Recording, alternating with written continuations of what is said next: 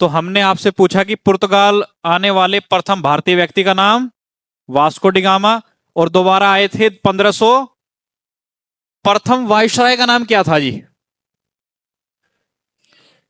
Francisco de Almeida. De Almeida ji, नाम याद रखिएगा, अल्मेडा साहब। ठीक है जी, डी अल्मेडा। कब से कब तक? 1505 से लेकर 1509 तक। ठीक है जी। तो फ्रांसिस्को डी अल्मेडा जो है प्रथम वायसराय हैं पुर्तगाल के। आप मुझे बताइए जी, अल्मेडा जी ने क्या क्या काम किए हैं? काम कौन सी चलाई थी जी? Blue water policy. ठीक है जी, ठीक है जी, ब्लू वाटर पॉलिसी चलाई थी। उसके अलावा और क्या किया है जी? कौन सा युद्ध हुआ था जी? कौन सा जी? चोल का युद्ध। एक मिनट रुकिएगा। कब हुआ था जी? 1508 में। चोल का युद्ध जो है वो 1508 में हुआ था। बताइए जी, कौन कौन सी शक्तियां थी युद्ध में? गुजराती, मिस्र और तुर्की। तो बताइए, क्या पुर्तगाली जीत गए थे? हार गए थे जी। इस युद्ध में क्या हुए थे? हार गए थे, पराजित हुए थे। हार का मुंह देखना पड़ा था। ठीक है जी। और बताइए जी, क्या किया है जी इन्होंने? बस इतना ही किया है? तो बताइए, इसके बाद आने वाले वायसराय का नाम क्या नाम है जी? अल्बुकर्क नाम है जी। ठीक है जी। और ये व्यक्ति जो है 1509 से लेकर 1515 तक का समय है। बताइए जी, अल्बुकर्क किस मतलब कि किस चीज के लिए जाने जाते हैं अपने यहां? किसके लिए जी? वास्तविक संस्थापक। जब आपसे पूछा जाएगा पुर्तगाली सत्ता का वास्तविक संस्थापक कौन है, तो क्या कहेंगे आप? अल्बुकर्क कहेंगे। ये वास्तविक संस्थापक है क्योंकि इसी व्यक्ति ने 1500, बताइए जी, गोवा कब छीना है जी इन्होंने? 1500 किससे छीना है? आदिल शाह यूसुफ से छीना था। आदिल शाह यूसुफ कौन है जी? बीजापुर के, हाँ जी, बीजापुर के शासक हैं इस वक्त ये। ठीक है जी। तो ये पूरा क्वेश्चन आया हुआ है। ठीक है जी। बताइए जी, इन्होंने बाद में क्या किया है जी? और कोचीन को क्या कर दिया था? अपना मुख्यालय बनाया था। ठीक है जी। इससे पहले कितने व्यापारिक केंद्र है जी इनके? फैक्ट्री कितनी है जी इनके, जिनको फैक्ट्री कहते हैं? कौन कौन सी जी?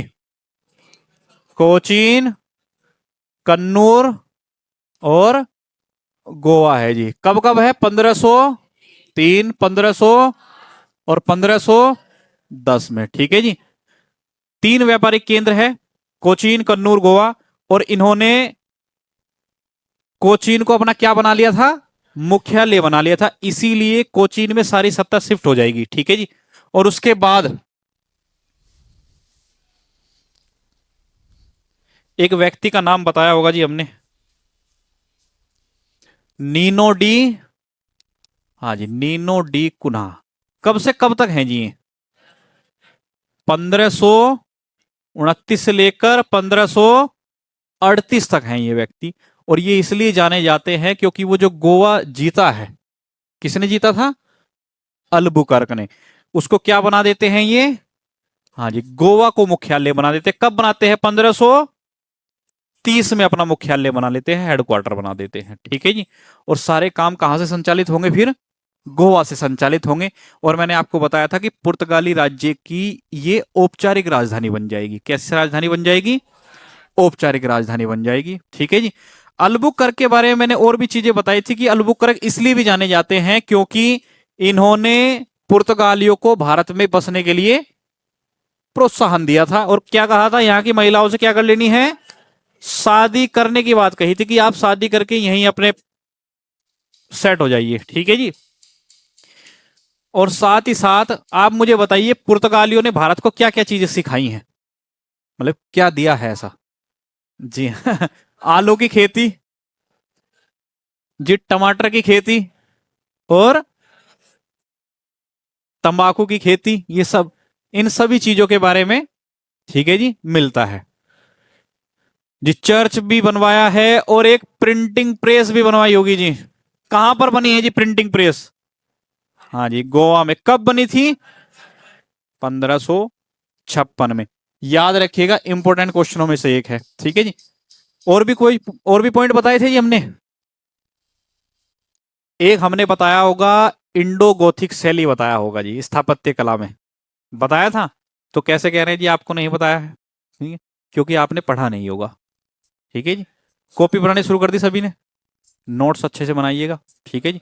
जैसे मैंने कहा था कि एक पेज पर, ठीक है जी, यहां पर छोड़ के चलनी है जगह। ठीक है जी, लिखना इधर है। ठीक है जी। यहां पर आप छोड़ के चलेंगे तो आपको कोई बीच में अगर कोई चीज लिखी जाएगी तो वो कहां पर लिखी जाएगी? इधर ही लिखी जाएगी। ठीक है जी, तो कोशिश कीजिएगा। अब हम बात करते हैं जी, कौन सी शक्ति आई बाद में? डच आए थे जी। कब आए थे जी डच? 1500। कहां पर आए थे जी, मुझे बताइए। भारत आए थे? नहीं जी, कहां पर आए थे? कहां पर आए थे? इंडोनेशिया में आए थे 1596 में। व्यक्ति का नाम बताइए जी मुझे। हाउटमैन। वैसे इनका पूरा नाम कार्नियन हाउटमैन है जी। ठीक है जी। तो लेकिन मैंने हाउटमैन ही लिखा है, इसी से याद रख लीजिएगा। ये व्यक्ति पहुंच गए थे सुमात्रा। कहां पर गए थे? सुमात्रा का किसका पार्ट है? इंडोनेशिया का आइलैंड है। ठीक है जी, याद रखिएगा। सुमात्रा, जावा, बाली, ये सभी जो हैं, ये सब इंडोनेशिया के पार्ट हैं। ठीक है जी। यहीं पर इन्होंने अपने व्यापारिक केंद्रों की स्थापना की थी और बाद में इन्होंने भारत के पूर्वी हिस्से में, क्या नाम बताया था जी मैंने? कहां पर इन्होंने अपना पहला व्यापारिक केंद्र खोला था?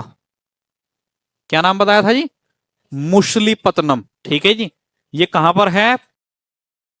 आंध्र प्रदेश में है जी। ठीक है जी।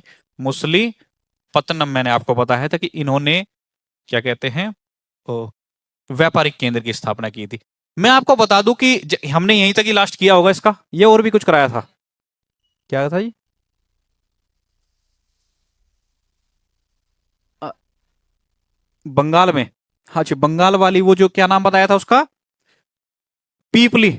हाँ जी, पीपली गांव के नाम से मैंने आपको बताया था कि पीपली में, बंगाल में एक कंपनी की स्थापना की थी, मतलब फैक्ट्री, गोदाम बनाया था। ठीक है जी, गोदाम ही है सारे के सारे जितने भी बनाए गए हैं, मैंने उनके बारे में आपको बताया भी था। डचों के बारे में आपको एक बात याद रखनी है कि जितनी भी शक्ति आई हैं उन सभी ने, क्या कहते हैं, मिर्च और मसाले के व्यापार को प्राथमिकता दी। ठीक है जी। काली मिर्च जिसको हम कहते हैं, वो ज्यादा फेमस हुआ करती थी यूरोप में, उसको ज्यादा प्राथमिकता देते थे। लेकिन डच जब लोग आए तो उन्होंने मसालों को तो प्राथमिकता दी ही दी, साथ में कपड़े के व्यापार को भी प्राथमिकता दी है जी। ठीक है जी। तो ऐसा कहा जाता है कि जो डच शक्ति आई थी वस्त्रों के व्यापार में, ठीक है जी, कपड़ों के निर्यात करने में सबसे बड़ा योगदान जो है, आयात निर्यात करने में, डचों का ही है। ठीक है जी। तो यहां से कपड़े ले जाकर विदेश में बेचना और विदेश वाले यहां पर बेचना, इसका काम करते थे। तो कभी भी आ जाए कि कपड़ों के निर्यात को सबसे ज्यादा प्रोत्साहन किसने दिया? किसने दिया है जी? डचों ने दिया है। ठीक है जी। तो पहले डचों पे आइए जी आप, और डचों में लिखिएगा पहला पॉइंट। तीन ही पॉइंट लिखाए थे ना? हाँ जी, एक दो पॉइंट और लिखने हैं, उसके बाद युद्ध करवा देंगे और इनको हरवा देंगे। ठीक है जी। हाँ जी, युद्ध करवाने जरूरी है। ठीक है जी। लिखिए, डचों ने वस्त्रों के निर्यात को प्रोत्साहन दिया।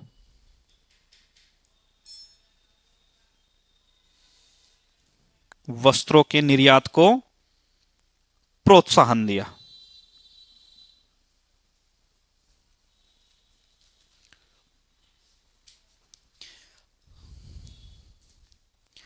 डचों के बारे में मैं एक बार और बता दूं एक बात, कि जो डच कंपनी यहां पर आई थी, वो कंपनी सरकार द्वारा संचालित होती थी, डच सरकार द्वारा। कौन सी सरकार द्वारा है? डच सरकार द्वारा है। तो यहां पर इनको, जैसे कहते हैं ना कि प्रसार कर लेना है, अपनी फैक्ट्रियां खोल देनी है या फिर अपने आउटलेट बना लेने हैं, उसकी अनुमति नहीं मिलती थी। अनुमति मतलब, अनुमति जो होती थी वो सरकार से लेनी होती थी, बिना अपनी अनुमति के। ये तो कंपनी है ना एक तरीके की, डच कंपनी। तो ये व्यापार करने के लिए आई है, ये केवल व्यापार को प्राथमिकता देती है। ऐसा नहीं है कि कहीं भी गोदाम बना लेने हैं अपने कुछ भी, तो अगर उसमें इसको प्रसार करना है अपने क्षेत्रों का, अपने आउटलेट खोलने हैं, तो इसको डच सरकार से परमिशन लेनी होती थी, और सरकारें परमिशन देती नहीं थी। तो डच जो कंपनी थी वो ज्यादा विस्तार नहीं कर पाई अपने, ठीक है जी, अपने क्षेत्रों का, अलग अलग क्षेत्रों में। जैसे मैं भारत की बात करूं तो इन्होंने कंपनियां तो बनाई अपनी, लेकिन ये उस तरीके से नहीं फैल पाई जिस तरीके से अंग्रेजों ने अपनी कंपनियां यहां पर स्टैब्लिश की, फ्रांसीसियों ने स्टैब्लिश की, ठीक है जी। तो याद रखिएगा, लिखिएगा पॉइंट, डच कंपनी डच सरकार द्वारा, डच कंपनी डच सरकार द्वारा नियंत्रित होती थी।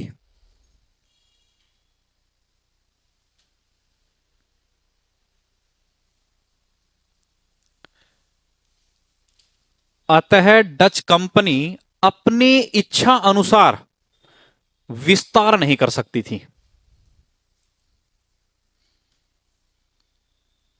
अतः डच कंपनी अपनी इच्छा अनुसार विस्तार नहीं कर सकती थी।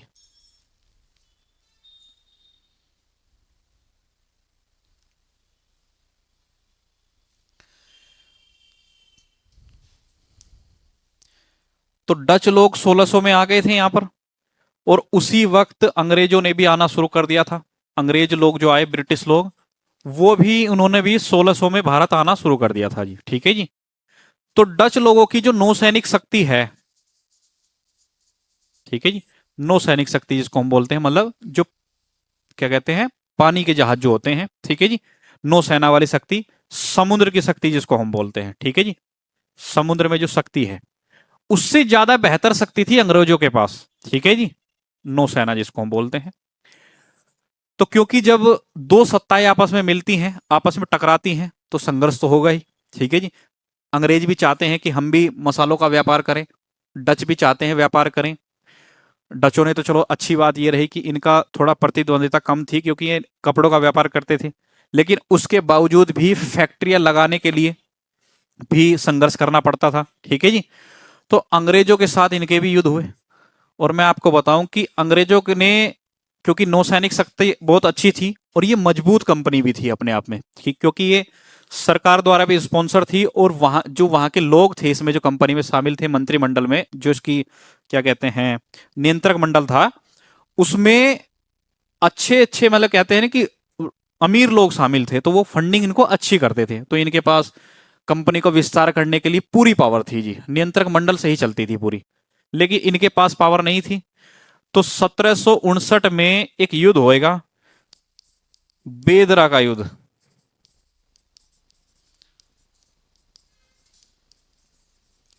और ये युद्ध होगा अंग्रेज और डचों के बीच, जिसमें डच लोग हार जाएंगे, ठीक है जी। और यहीं पर ही डच लोग अपनी जो व्यवस्थाएं हैं उसको नियंत्रित कर लेंगे जी, हम थोड़ा बहुत ही कर लेंगे बस, उसके बाद हमारी व्यवस्थाएं नहीं चलेंगी, जो सत्ता है वो किसके हाथ में चली जाएगी, अंग्रेजों। तो 1759 में किसका युद्ध हो रहा है, बेदरा का युद्ध होगा। इससे पहले प्लासी का युद्ध हो चुका होगा, क्योंकि वो आगे आएगा, क्योंकि यहां पर केवल हम डच के बारे में पढ़ रहे हैं, ठीक है जी। क्योंकि इस समय तक प्लासी का युद्ध हो चुका होगा, तो अंग्रेज लोग जो हैं वो इस टाइम कॉन्फिडेंस में है, वो सोचते हैं कि अब ये छोटी मोटी कंपनियों को उखाड़ फेंको यहां से, ठीक है जी। तो इसी में, यहीं पर ही डचों को हराएंगे, और 1760 में वांडीवास का युद्ध होगा, जिसमें ये फ्रांसीसियों को हरा देंगे, ठीक है जी। तो वहां से पूरी सत्ता जो है वो अंग्रेजों के हाथ में चली जाएगी, ठीक है जी। तो लिखिएगा, बेदरा का युद्ध 1759,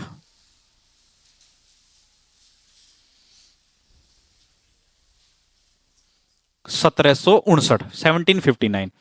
और लिख लीजिएगा, इस युद्ध में अंग्रेजों ने, इस युद्ध में अंग्रेजों ने डचों को,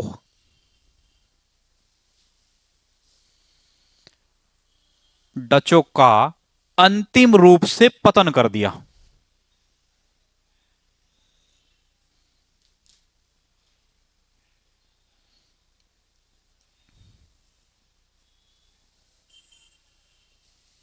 ठीक है जी। अब बताइए जी, इसके बाद कौन सी शक्ति आई थी, ब्रिटिश लोग। और हमें ब्रिटिश लोगों के बारे में ही पढ़ना है, अच्छी चीजें, ठीक है जी। यहां से क्वेश्चन जरूर बनेगा जी।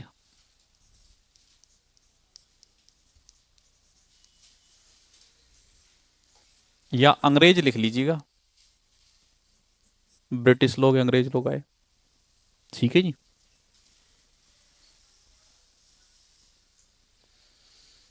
अंग्रेजों के बारे में बात करते हैं, ठीक है जी। तो मैंने क्रम आपको बता ही दिया था पहले ही कि पुर्तगाली आ गए थे, डच आ गए, और उसके बाद कौन आ गए, ब्रिटिश लोग, अंग्रेज लोग आए। तो अंग्रेज लोग जब आए, तो अंग्रेज लोगों ने, मैं आपको बताऊं कि आने से पहले ही इन्होंने कंपनी की स्टैब्लिश कर ली थी। 1599 में ही ब्रिटिश ईस्ट इंडिया कंपनी बन चुकी थी जी, ठीक है जी।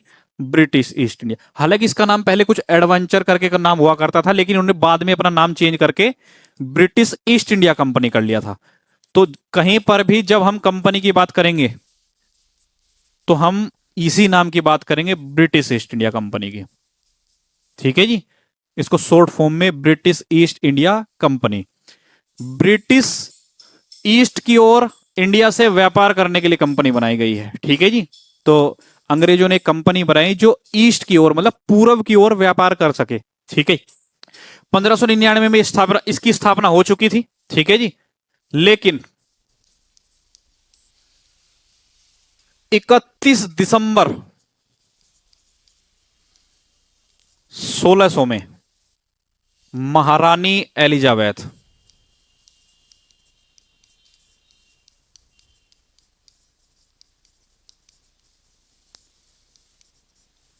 महारानी एलिजाबेथ ने एक चार्टर जारी किया।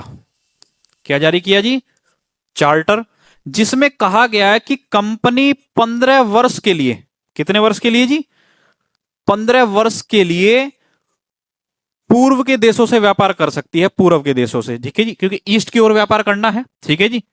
तो पूर्व, अरे जी उल्टा हो गया जी, तो चलो जी कोई बात नहीं जी, सही कर देंगे जी इसको।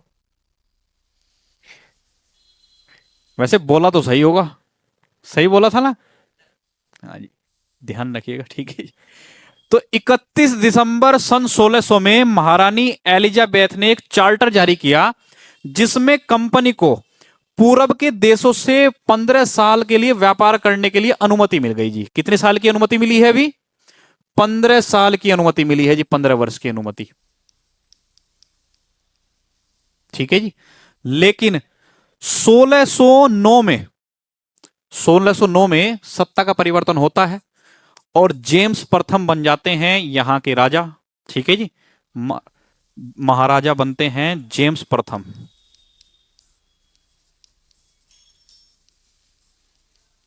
जेम्स प्रथम, ठीक है जी। ये कहते हैं जी कंपनी को अब परमिशन लेने की जरूरत नहीं है, जो कंपनी स्टैब्लिश की गई है उसको परमिशन की जरूरत नहीं है, अनिश्चित काल के लिए व्यापार कर सकती है। कितने समय के लिए, अब यहां पर कोई लिमिट नहीं है, अनिश्चित काल के लिए व्यापार की परमिशन मिल गई है जी। हाँ नहीं, अनिश्चित काल के लिए व्यापार कर सकती है,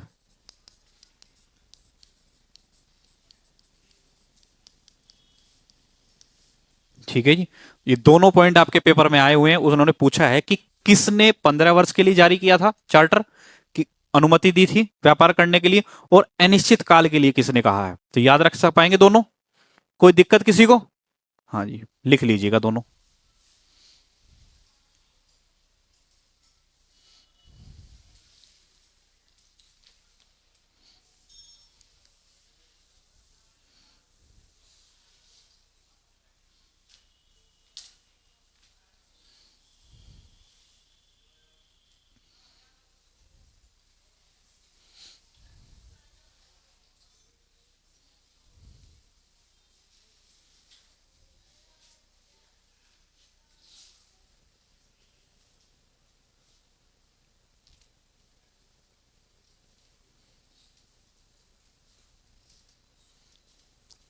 ठीक है जी। जब कोई राजा बनता है और उसे किसी देश से अपने संबंध स्थापित करने होते हैं, तो वो भेजते हैं राजदूत अपने, क्या भेजते हैं, राजदूत, मतलब जैसे अभी बोलते हैं ना एम्बेसडर भेजे जाते हैं, किसी देश के ब्रांड वो एम्बेसडर बनाए जाते हैं, ठीक है जी, तो उनको बोलते हैं राजदूत। इसी तरीके से ये व्यवस्था यहां पर चलती थी। तो जेम्स प्रथम ने पहली बार 1608 में, कब जी, 1608 में अपना एक राजदूत भेजा था जिसका नाम था कैप्टन हॉकिंस।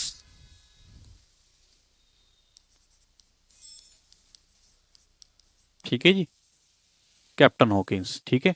ये आया था जहांगीर के दरबार में। इस समय 1608 में जहांगीर हुआ करते थे सत्ता में, ठीक है जी। तो जहांगीर से मिले और जहांगीर से मिलने के बाद इन्होंने कंपनी लगाने की अनुमति प्राप्त की। कैसी कंपनी? जो एक गोदाम बनाते थे उस तरीके की, हमें एक कंपनी बनाने की अनुमति दे दीजिए और हम वहीं पर अपना काम चला लेंगे, ठीक है जी। वैसे कहा जाता है कि शुरू में अनौपचारिक रूप से ही परमिशन मिली थी, इन्होंने स्टैब्लिश कर ली थी। सूरत में सबसे पहली कंपनी बनाई थी इन्होंने। लेकिन यह बात इंपॉर्टेंट रखिएगा, कहां पर मिले थे? जहांगीर से, जहांगीर से मिले थे। इसके बारे में मैं आपको एक बात और बता दूं, जब कैप्टन हॉकिंस भारत आए तो कहा जाता है कि कैप्टन हॉकिंस बहुत मतलब कि पहले ही आ चुके थे भारत, लेकिन उन्होंने 2 साल तक फारसी भाषा सीखी थी। क्योंकि भारत के जो राजा हुआ करते थे जहांगीर और दूसरे जो मुगल साम्राज्य हुआ करता था, वहां पर फारसी भाषा की ही महत्व ज्यादा था। अब ये व्यक्ति आए और आपको इंग्लिश में चीजें समझाए और आप जानते हैं फारसी, आप कैसे समझ पाएंगे? या तो आपको ट्रांसलेटर लाना पड़ेगा, किसी व्यक्ति को लाना पड़ेगा साथ में, ठीक है जी, या फिर आपको ऐसा कीजिए कि आप उसकी भाषा को सीख लीजिए।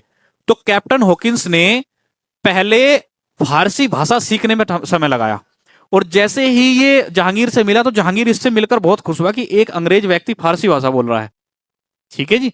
तो कभी कभी ऐसा होता था कि राजा महाराजा इतने प्रसन्न हो जाते थे कि इनको मतलब कि वो देते थे, पद दे देते थे कोई भी, कि आप हमारा ये वाला पद संभालिए और आपको हम इतनी सैलरी देंगे, ठीक है जी। स्वर्ण मुद्राएं होती थी उस वक्त तो, ठीक है जी।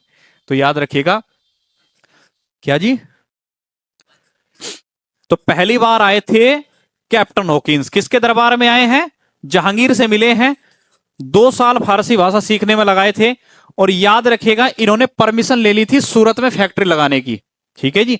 साथ ही साथ मैं आपको बता दूं कि एक क्वेश्चन ये भी आया हुआ है कि जो हॉकिंस आया था वो किस जहाज से वापस गया था? जी हां, किस पानी के जहाज से वापस गया था? तो हेक्टर नामक जहाज से गया था जी। और मैं आपको बता दूं कि ये केबीसी में 7 करोड़ में भी पूछ लिया गया है जी। जी जी नहीं जी, मैं बता दूंगा कैसे लिखना है, ठीक है। हाँ जी, तो जरूरी जरूरी नहीं आपका जो ज्ञान काम आए वो कॉम्पिटेटिव एग्जाम में ही आए, ठीक है जी। हो सकता है आपको मौका मिल जाए केबीसी में जाने का, ठीक है जी। हाँ जी, जाएंगे, हाँ जी, चले जाइएगा, ठीक है। लिखिए जी, पॉइंट लिखिएगा पहला।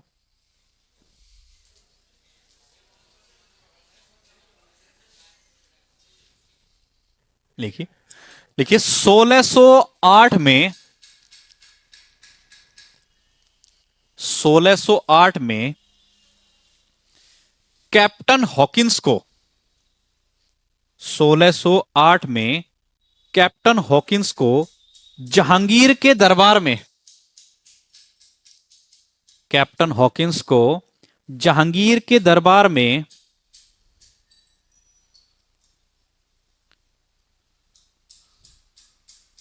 जहांगीर के दरबार में सूरत में, सूरत में कंपनी स्थापित करने के लिए,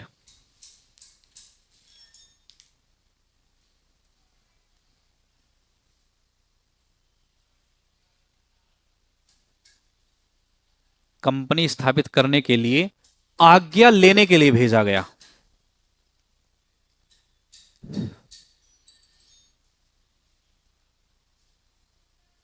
ठीक है जी, क्या जी,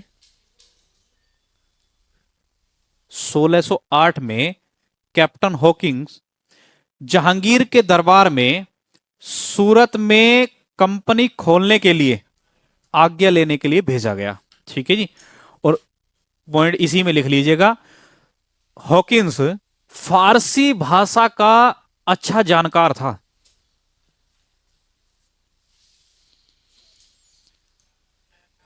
हॉकिंस फारसी भाषा, इसको अंडरलाइन कर लीजिएगा जी। एक बात और याद रखिएगा, कभी भी कोई क्वेश्चन आ जाए कि मुगल दरबार की भाषा कौन सी थी, तो फारसी याद रखिएगा आप। ठीक है जी। तुर्की नहीं लगाना है, क्योंकि तुर्की और फारसी में कंफ्यूजन होगी। इंग्लिश तो नहीं लगाएंगे आप, हिंदी और इंग्लिश तो नहीं लगाएंगे। ठीक है जी। उर्दू भी नहीं लगानी है। कभी सोचे जी क्या कहते हैं, मुगल लोग हैं तो उर्दू पढ़ेंगे। ठीक है, ये फारसी भाषा थी। ठीक है जी। हाँ जी, फारस की भाषा, वहीं से लोग आए हैं नहीं। ठीक है जी। तो क्या लिखा जी आपने? फारसी भाषा का अच्छा जानकार था और हेक्टर नामक समुद्री जहाज का कैप्टन था। और हेक्टर नामक समुद्री जहाज का कैप्टन था।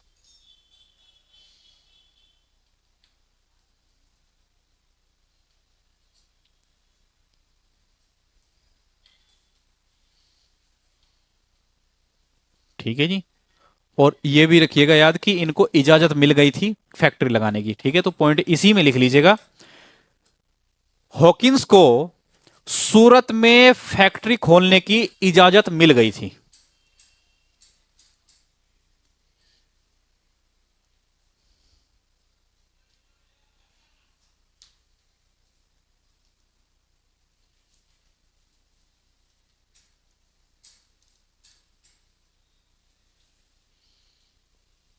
ठीक है जी।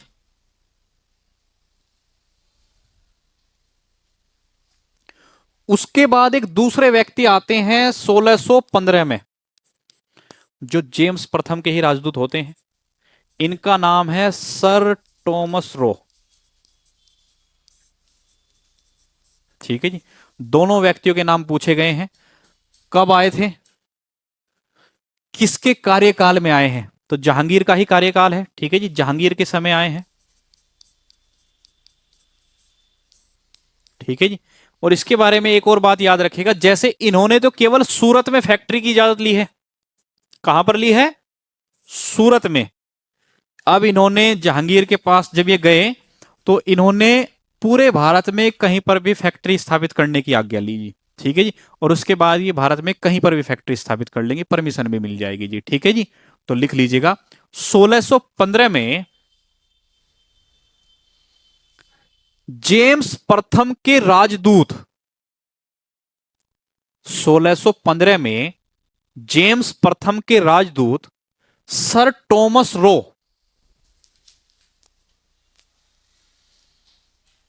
जहांगीर के दरबार में आया। सर टॉमस रो, टॉमस है जी ये, सर टॉमस रो जहांगीर के दरबार में आया, जिसने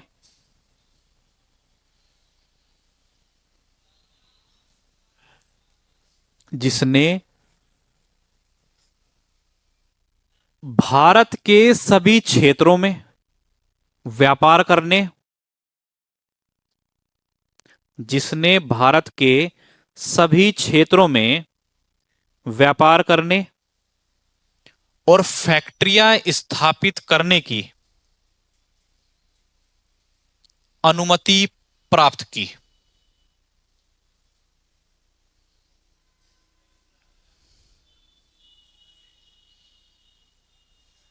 अनुमति प्राप्त की। तो जब आपके पेपर में क्वेश्चन आएगा कि बताइए पश्चिमी छोर पर सबसे पहली फैक्ट्री कहां पर स्थापित की गई थी, कहां पर की गई है जी? अभी तो बताई थी।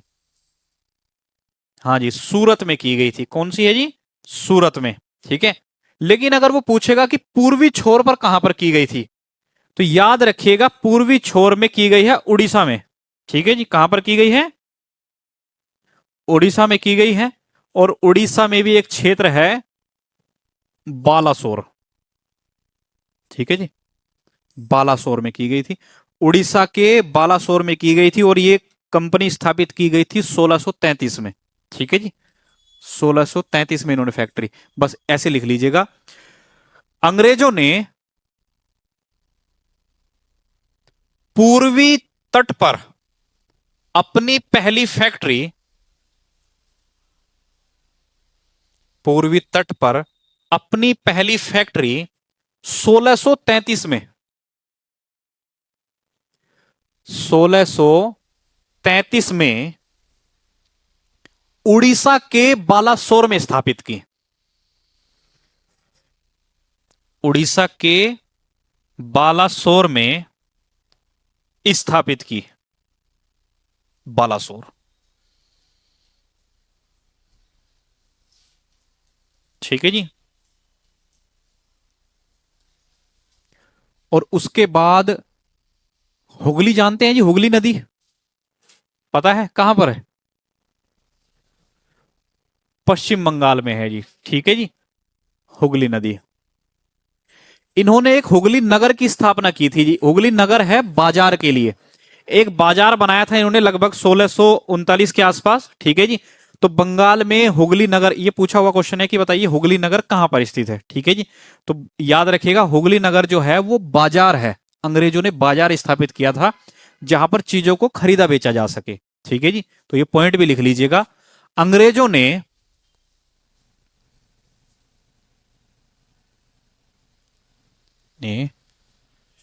हुगली नगर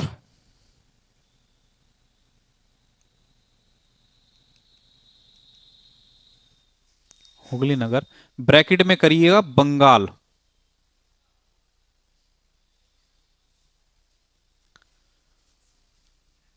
यह है जी 1651 का, 1651 में स्थापित किया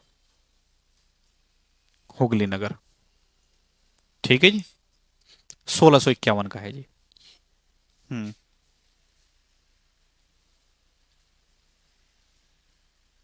ठीक है जी। उसके बाद हम बात करते हैं, ठीक है जी, मैं आपको बता दूं कि एक इनके अधिकारी हुआ करते थे फ्रांसिस डे। क्या नाम है जी? Francis day. इन्होंने 1639 में चंद्रगिरी के राजा, ये चंद्रगिरी इनका राजा का नाम है, मद्रास के राजा हुआ करते थे, ठीक है जी। मद्रास को पट्टे पर ले लिया था जी। पट्टे मतलब जैसे आप अभी किराए पर ले लेते हैं ना जमीन, ठीक है जी, पट्टे पर लेते हैं। तो वहां पर इस क्षेत्र को पट्टे पर लिया था और बाद में इसकी किलेबंदी करा दी, ठीक है जी। इसकी किलेबंदी कराई और बाद में इस किले का नाम ही फ्रांसिस डे के नाम से जाना जाने लगा जी। क्या कहते हैं, सेंट जॉर्ज के नाम से जाना गया जी ये किला बाद में। किसके नाम से? सेंट जॉर्ज के नाम से, ठीक है जी। ये किले के नाम भी पूछे जाते हैं कि कौन सा किला कहां पर स्थित है। ये मद्रास वाला किला है जी, ठीक है जी। किसके नाम से जाना जाता है जी? ये फ्रांसिस डे के। फ्रांसिस डे ने ही चंद्रगिरी के राजा से ये मद्रास पट्टे पर लिया था, बाद में वहां पर किला बनवाया, किले का मतलब फैक्ट्री टाइप की बनवाई, और फिर बाद में वहां पर क्या कहते हैं बड़ी व्यवस्थाएं जोड़ी कि लोग यहाँ पर आकर रह सकते हैं, राजा महाराजा जो विदेश से भी आते हैं, ठीक है जी। उस तरीके की व्यवस्थाएं भी करी। जैसे बंगाल में इन्होंने एक विक्टोरिया हॉल बनाया है, आपको पता है? देखा है आपने? नेट पे सर्च करके डालिएगा जी। जी हाँ जी, वो दिखाएंगे जी, रुक जाओ ठीक है जी। पहले इसको लिखिए, मैं इतना सर्च करता हूं, ठीक है जी। लिखिए, 1639 में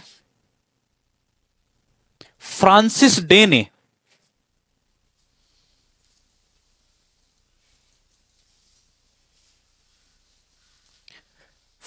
डे ने चंद्रगिरी के राजा से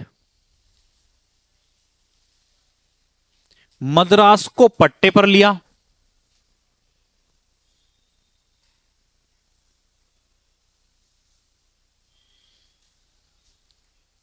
मद्रास को पट्टे पर लिया, पट्टे पर मतलब किराए पर लेना होता था जी, ठीक है जी।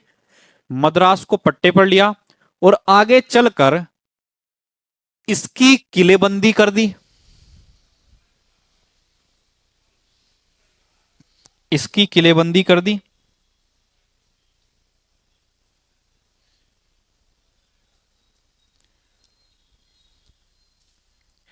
यह किला फोर्ट सेंट जॉर्ज के नाम से जाना जाता है।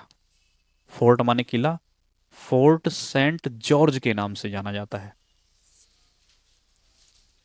यह किला फोर्ट सेंट जॉर्ज के नाम से जाना जाता है।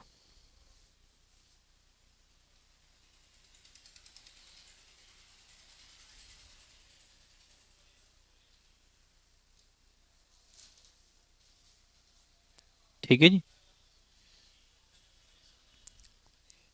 1639 हो गया जी। 1600। और जी एक बात और याद रखिएगा कि जो मैंने आपको बताया था ना, विजयनगर साम्राज्य कई भागों में टूट गया था, बीजापुर, बरार, बीदर, गोलकुंडा। ठीक है जी। तो गोलकुंडा के सुल्तान से, गोलकुंडा के जो राजा हुआ करते थे, उनसे भी इन्होंने एक शाही फरमान जारी करवा लिया था जी।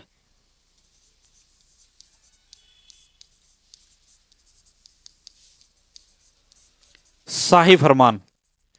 और शाही फरमान का मतलब होता है कि आप एक छोटा मोटा पैसा देकर, जैसे मान लीजिए कि इन्होंने तो इसका जिक्र नहीं है कि कितना है, जैसे मैं आपको बताऊं, फर्रुख सियर ने 1717 में एक फरमान जारी किया, कहा कि 3,000 रुपए की चुंगी दीजिए और अपना व्यापार कर लीजिए, केवल 3,000 रुपए मात्र पर। ठीक है जी। उसी तरीके से इन्होंने गोलकुंडा में व्यापार करने के लिए अंग्रेजों को एक शाही फरमान जारी कर दिया कि एक रकम चुकाकर आप पूरे वर्ष व्यापार कर सकते हैं यहां पर। ठीक है जी। और मैं आपको बता दूं, गोलकुंडा उस समय की बहुत बड़ी रियासतों में से एक क्षेत्र हुआ करते थे। हाँ जी। आपने केजीएफ मूवी देखी है, गोलकुंडा की खान? हाँ जी, वो सोने वाली जी, वो तो अलग है खैर उनका तो। ठीक है। ये वही खान है जी। कोयला निकलता है जी यहाँ से। ठीक है। हाँ जी। जी कोयले। लिखिए जी, लिखिए। लिखिए जी, इसमें एक पॉइंट जोड़िएगा। गोलकुंडा के शासक ने, गोलकुंडा के शासक ने 1632 में, जी, गोलकुंडा के शासक ने 1632 में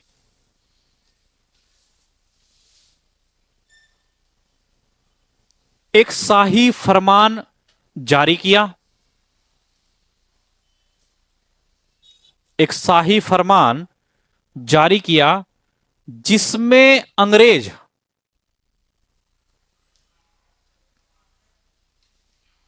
जिसमें अंग्रेज स्वतंत्रता पूर्वक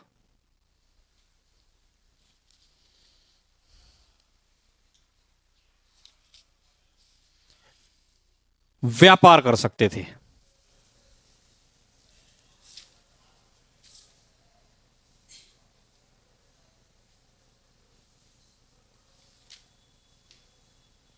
ठीक है जी।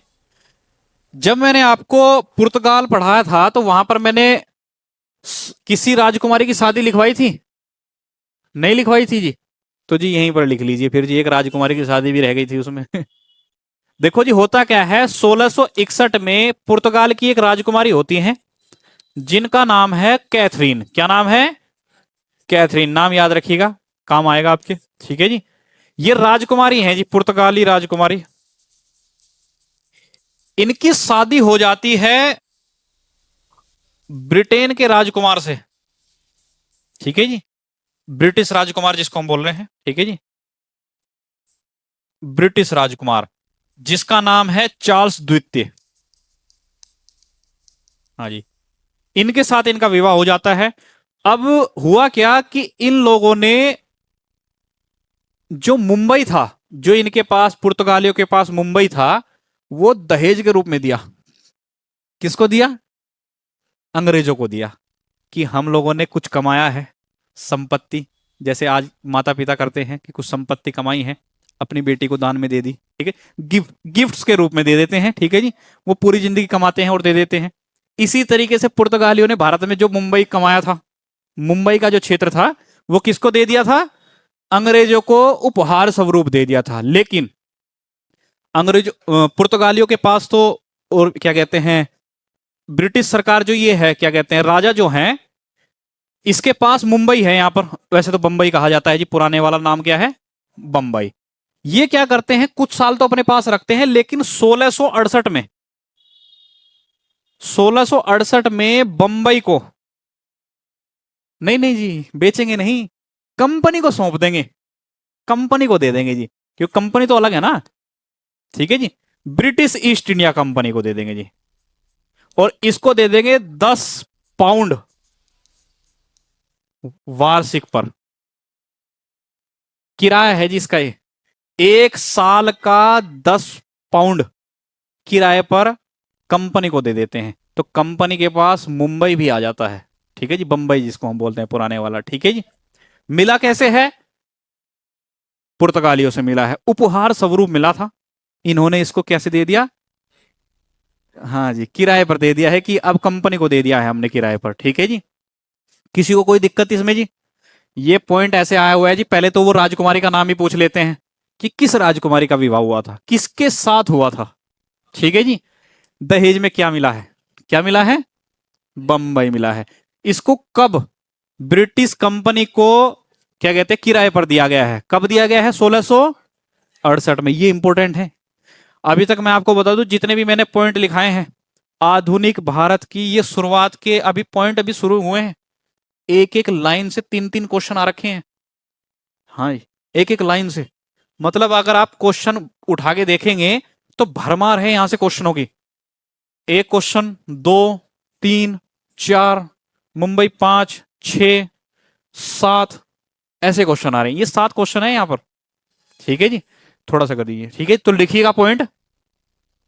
इसलिए मैं आपको कोई भी पॉइंट मतलब कि ऐसा नहीं एक्स्ट्रा नहीं लिखा रहा हूं, बिल्कुल वही पॉइंट लिखा रहा हूं जो पेपर में आए हुए हैं। लिखिए, 1661 में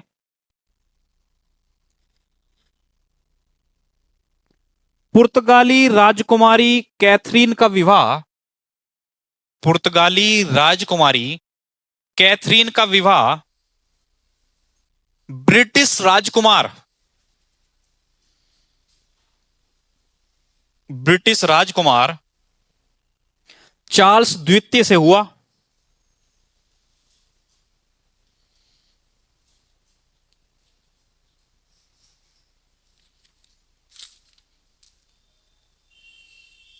द्वितीय से हुआ। पुर्तगालियों ने चार्ल्स द्वितीय, चार्ल्स द्वितीय से हुआ। पुर्तगालियों ने बंबई को,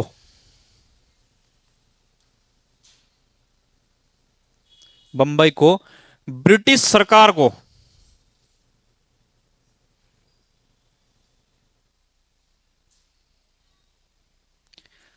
दहेज के तौर पर दे दिया।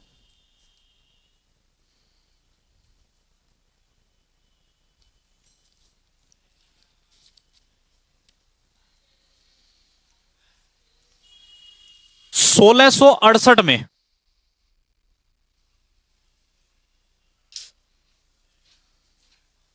1668 में ब्रिटिश सरकार ने,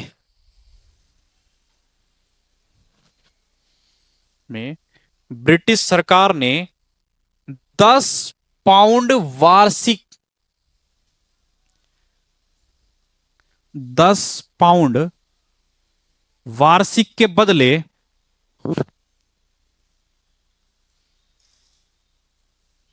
10 पाउंड वार्षिक के बदले बंबई को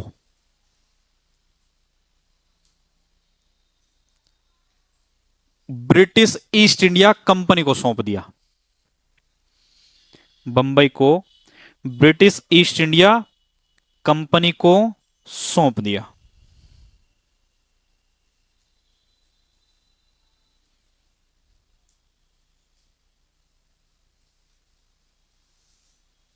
ठीक है जी, याद रखिएगा, इंपॉर्टेंट पॉइंटों में से एक है, ठीक है जी।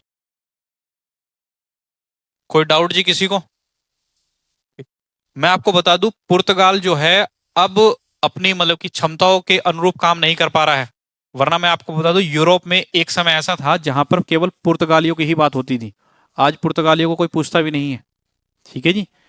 क्योंकि ब्रिटेन ने अपनी सत्ता का विस्तार इतना ज्यादा किया कि पूरे यूरोप में केवल ब्रिटेन को ही लोग जानते हैं, ठीक है जी, और किसी को नहीं जान पाए। इसीलिए, नहीं तो पुर्तगालियों ने अच्छे अच्छे काम किए। मैं आपको बता दूं, पुर्तगाल के राजकुमार ही थे जिन्होंने दिशा सूचक यंत्र बनाया था। उन्हीं के बदौलत ही है कि भारत की वो खोज कर पाए दोबारा पानी के रास्ते, नहीं तो खोज ही ना कर पाते, ठीक है जी। तो अब आते हैं जी आगे। मैंने जोब चाणक्य के बारे में कुछ लिखा है आपको, कोलकाता के बारे में? नहीं जी।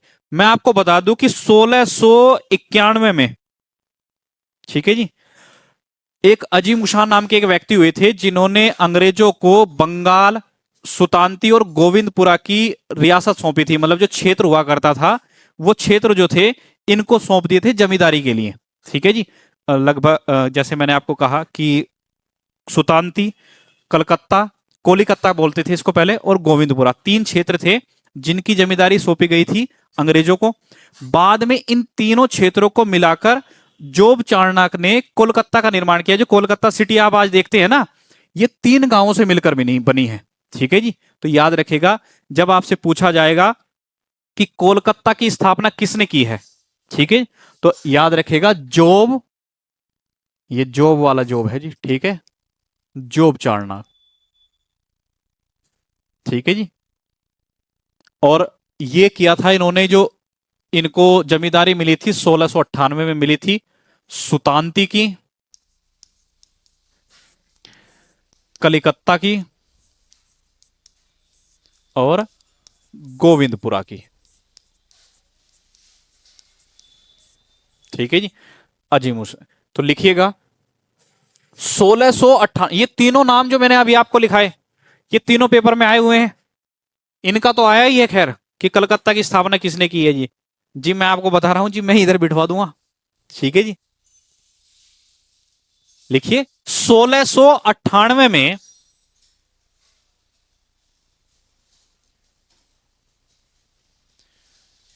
अजीमुसान द्वारा, अजीमुसान,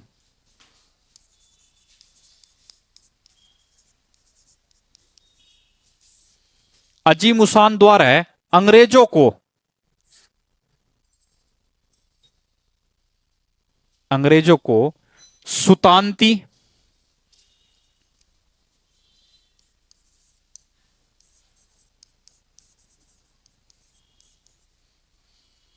कलिकत्ता, ब्रैकेट में कर लीजिएगा कालीघाट, ठीक है जी,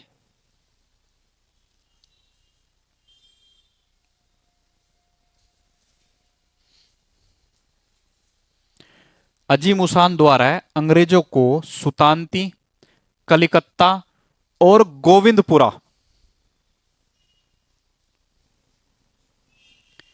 तीनों गांवों की जमींदारी सौंपी गई।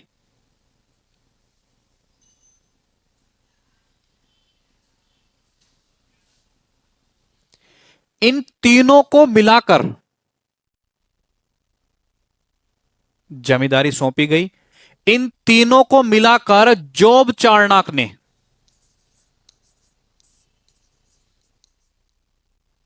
कलकत्ता की नींव रखी। इन तीनों को मिलाकर जोब चाणक्य ने किसकी नींव रखी? कलकत्ता की। तो आपसे पूछा जाएगा कि कलकत्ता के फाउंडर कौन है, तो क्या बताएंगे आप? जोब चाणक्य। ठीक है जी।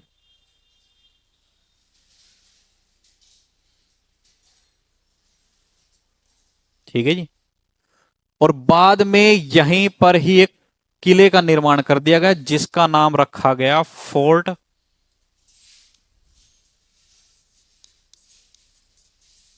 विलियम। ठीक है जी। जिस किले का नाम रखा गया वो है फोर्ट विलियम। ठीक है जी। और लिख लीजिएगा, यहीं पर फोर्ट विलियम किले का निर्माण किया गया।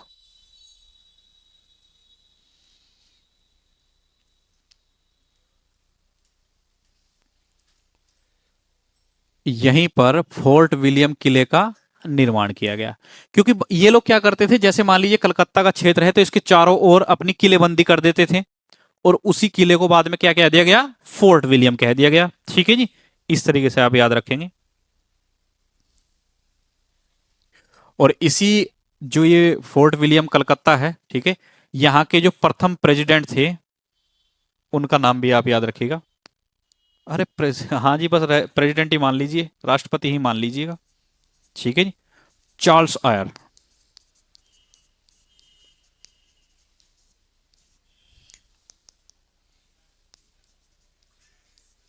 ठीक है जी। इस कलकत्ता फोर्ट विलियम कलकत्ता के प्रथम प्रेसिडेंट चार्ल्स आयर थे।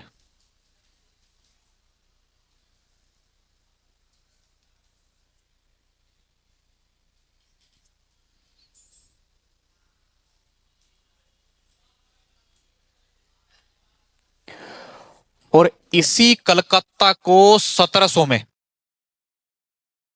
पहला प्रेसिडेंट नगर घोषित कर दिया गया जी। तो पूछेंगे कि भारत में पहला प्रेसिडेंट नगर कौन सा था, तो आप क्या बताएंगे? कलकत्ता था जी। ठीक है जी, तो लिख लीजिएगा 1700 में कलकत्ता को पहला प्रेसिडेंट नगर घोषित कर दिया गया।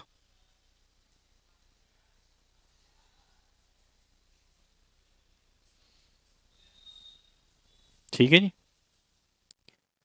और कलकत्ता इतने ज्यादा इंपॉर्टेंट था, जैसे कि मैंने आपको बताया था कि जो बंगाल का जो क्षेत्र है, ठीक है जी, वहां पर धन राजस्व बहुत ज्यादा इकट्ठा होता था, तो उनको एक राजधानी की जरूरत थी। ठीक है जी। तो 1773 का जब रेगुलेटिंग एक्ट आता है, तो उसके बाद 1774 से लेकर, ठीक है जी, 1774 से लेकर 1911 तक ये ब्रिटिश सरकार की राजधानी रहेगा कलकत्ता। ठीक है जी, ब्रिटिश सरकार की राजधानी कलकत्ता जो है वो राजधानी बन जाएगा। और 1912 में राजधानी क्या बन जाएगी जी? दिल्ली बन जाएगी जी। 1911 में जब क्या कहते हैं अधिवेशन होता है, अधिवेशन भी होता है, और उसी टाइम उसी समय दिल्ली दरबार भी लगाया जाता है जी ब्रिटिश सरकार के लिए, ब्रिटिश राजकुमारियों के लिए। ठीक है जी, राजकुमार यहाँ पर आते हैं, तो उसी में कह दिया जाता है कि जो दिल्ली की जो सत्ता है, जो कलकत्ता की जो सत्ता है, उसका स्थानांतरण कर दिया जाएगा दिल्ली में। ठीक है जी, तो लिखिएगा 1774 से लेकर 1911 तक, 1774 से लेकर 1911 तक कलकत्ता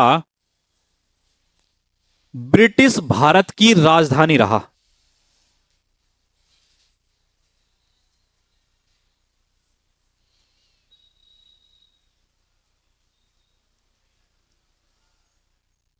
ठीक है जी। और जी मैं एक और आपको एक वाक्य बता देता हूं। ठीक है जी, लगभग 1716-17 के आसपास की बात है कि फर्रुखसियर जो मुगल दरबार की जो मुगल शासक हैं, ठीक है जी, इस समय सत्ता में है, वो बीमार पड़ जाते हैं जी। ठीक है जी। हाँ जी, पहले जो होता था नमूनिया बहुत होता था लोगों को। ठीक है जी, और नमूनिया का इलाज जो था वो भारत में बहुत ही कम हुआ करता था, अंग्रेजों के पास इसकी दवा थी। ठीक है जी, तो इनको पता लगा, अंग्रेजों को पता लगा कि राजा साहब बीमार है, मौका है शाही फरमान जारी करवाने का। ठीक है जी। हाँ जी, इनको सही कर देते हैं। तो इन्होंने अपने एक डॉक्टर साहब को भेजा, हैमिल्टन को, कहा कि आप जाइए और इलाज कीजिए, अगर आपने इनको सही कर दिया तो बल्ले बल्ले है। ठीक है जी, और इन्होंने सही भी कर दिया। 1717 में फर्रुखसियर ने फिर शाही फरमान जारी किया। ठीक है जी, और इस बार जो शाही फरमान जारी हुआ उससे अंग्रेजों के मजे आ गए।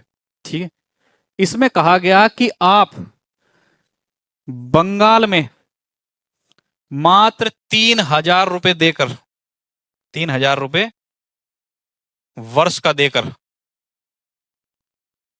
व्यापार कर सकते हैं, मात्र 3000 रुपए, क्योंकि आपने मेरी जान बचा दी है, इससे अच्छा क्या हो सकता है। ठीक है जी, जान इंपॉर्टेंट है, व्यापार तो होता रहेगा। ठीक है जी, तो इन्होंने कौन सा शाही फरमान, जिसको कहा, इसको मैग्ना कार्टा भी कहा जाता है जी। ठीक है जी, और मैंने आपको कहा था मैग्ना कार्टा उसी को कहा जाएगा जिससे एक बहुत बड़ा चेंज आ जाएगा समाज में। ठीक है जी, तो अंग्रेज इसका फायदा उठाएंगे अब आगे चलकर। ठीक है जी, ये केवल अंग्रेजों के लिए जारी किया गया था कि अंग्रेज जो व्यापार करते हैं वो, अब ये क्या करेंगे, दूसरी कंपनियां जो हैं उनका व्यापार भी अपने उस पे करवा लेंगे, फरमान पे, कि जी ये भी हमारा ही है, इसको भी बिना चुंगी के वापस कर दो, क्या कहते हैं, ले जाओ, इस पे कोई चुंगी नहीं। तो अंग्रेजों ने इसका फायदा उठाया बहुत ज्यादा। ठीक है जी, तो यहां पर ये अपना व्यापार भी कर रहे हैं, वो भी बिना चुंगी के है। कंपनी का व्यापार तो बिना चुंगी के चल ही रहा है, साथ ही साथ जो दूसरी कंपनियां हैं उनका व्यापार भी अपने नाम पर ही चल रहा है।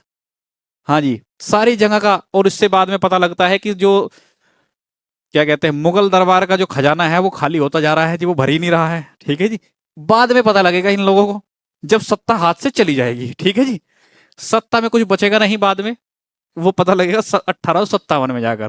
ठीक है जी, हाँ जी, 1717 है।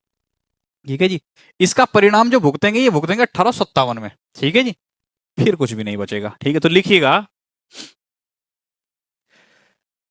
लिखिए 1717 में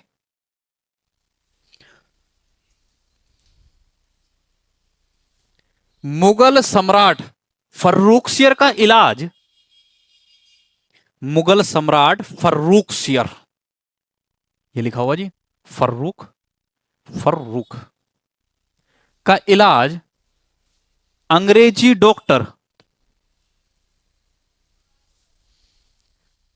अंग्रेज डॉक्टर हैमिल्टन द्वारा किया गया। इलाज अंग्रेज डॉक्टर हैमिल्टन द्वारा किया गया। हैमिल्टन, ओहो ये तो गलत लिख दिया जी हमने। नहीं जी, ऐसे थोड़े लिखा जाता है, ऐसे लिखा जाता है हैमिल्टन, ये तो हैमिल्टन हो गया। ठीक है जी, इसको काटिए, हैमिल्टन द्वारा किया गया, जिसके परिणाम स्वरूप, जिसके परिणाम स्वरूप फर्रुखसियर ने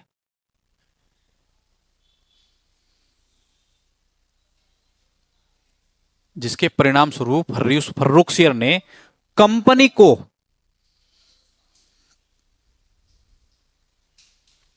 कंपनी को एक शाही फरमान जारी किया, कंपनी को एक शाही फरमान जारी किया, जिसके तहत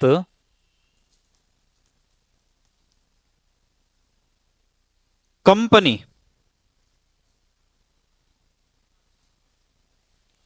कंपनी 3,000 रुपए वार्षिक देकर, 3,000 रुपए वार्षिक देकर निशुल्क व्यापार कर सकती है।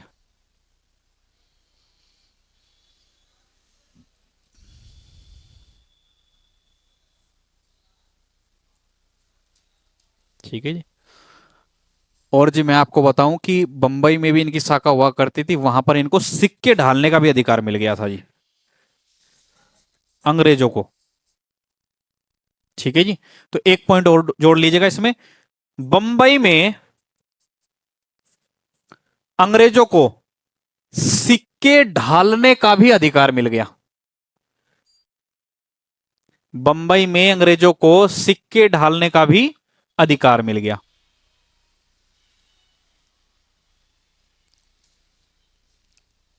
सिक्के ढालने का भी अधिकार मिल गया। ठीक है जी, और मैं आपको बता दूं कि एक इतिहासकार हुए हैं जिनका नाम है ओम्स। ठीक है जी, इन्हें इसी व्यक्ति ने इसी शाही फरमान को मैग्ना कार्टा कहा है, क्योंकि जैसे मैंने कहा था आपको कि कोई प्रमाण पत्र ऐसा जारी कर दिया जाए जिससे एक बड़े वर्ग पर बहुत बड़ा प्रभाव पड़ जाए, और इनके तो इससे आपको पता ही है कितना फायदा होगा। ठीक है, आगे चलकर नुकसान भले ही मुगल सत्ता को हो जाए। ठीक है जी, तो लिखिए, इतिहासकार ओम्स ने, इतिहासकार ओम्स ने इस शाही फरमान को, ओम्स ने इस शाही फरमान को मैग्ना कार्टा कहा है, मैग्ना कार्ट। ठीक है जी, जिसको बोलते हैं महाधिकार पत्र कहा जाता है जिसको।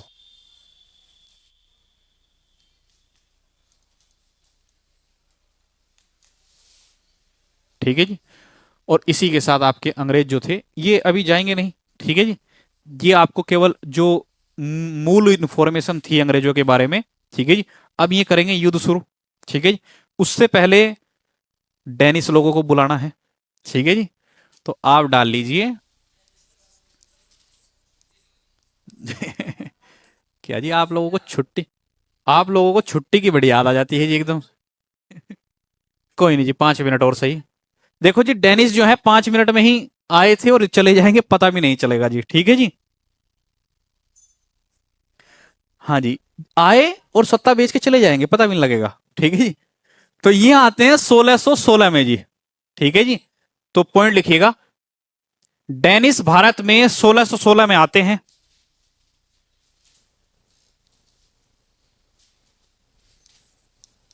1616 में आते हैं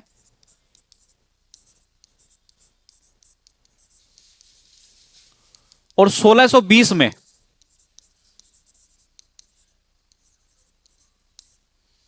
और 1620 में त्रिंकोबार,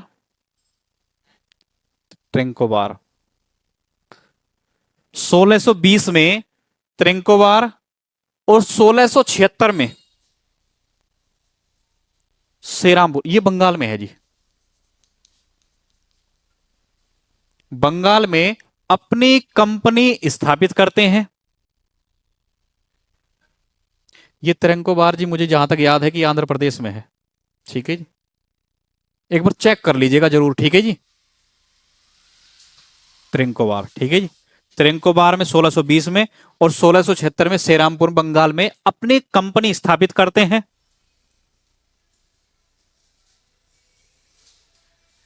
ठीक है जी। और जी जब इनको लगता है कि हम यहां पर सरवाइव नहीं कर पाएंगे, तो 1845 में अपना सब कुछ बेचकर, और सब कुछ बेचते हैं अंग्रेजों को। हाँ जी, अंग्रेजों को ही बेच के चले जाते हैं, क्योंकि इनको पता लग जाता है कि हम टिक नहीं पाएंगे, अपनी स्थिति बहुत कमजोर है। ठीक है जी। क्योंकि आपको कभी कभी पता लग जाता है ना, जब आपका प्रतिद्वंदी बहुत ज्यादा खतरनाक हो, मान लीजिए आपकी कुश्ती हो रही है कहीं, प्रतिद्वंदी पहले ही खतरनाक है, तो आप आत्मसमर्पण कर देते हैं वहां पर। तो इन्होंने भी क्या कर दिया था, आत्मसमर्पण कर दिया। लेकिन फ्रांसीसी आत्मसमर्पण नहीं करेंगे जब तक युद्ध नहीं लड़ेंगे। ठीक है जी। युद्ध पे युद्ध होंगे जी उनके। ठीक है जी। तो कल हम उन्हें युद्ध ही करवाएंगे पहले। ठीक है। तो लिखिए 1845 में, 1845 में डेनिस लोग अपनी सभी फैक्ट्रियां,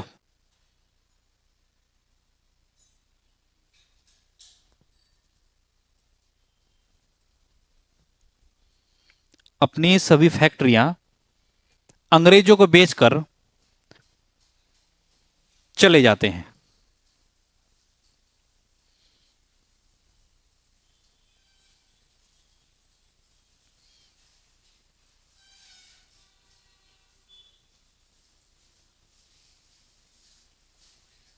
ठीक है जी। और उसी के साथ आपके डेनिस समाप्त हुए। ठीक है जी। इतना ही था जी, इन्होंने काम किए, नहीं तो हम क्या बताएं।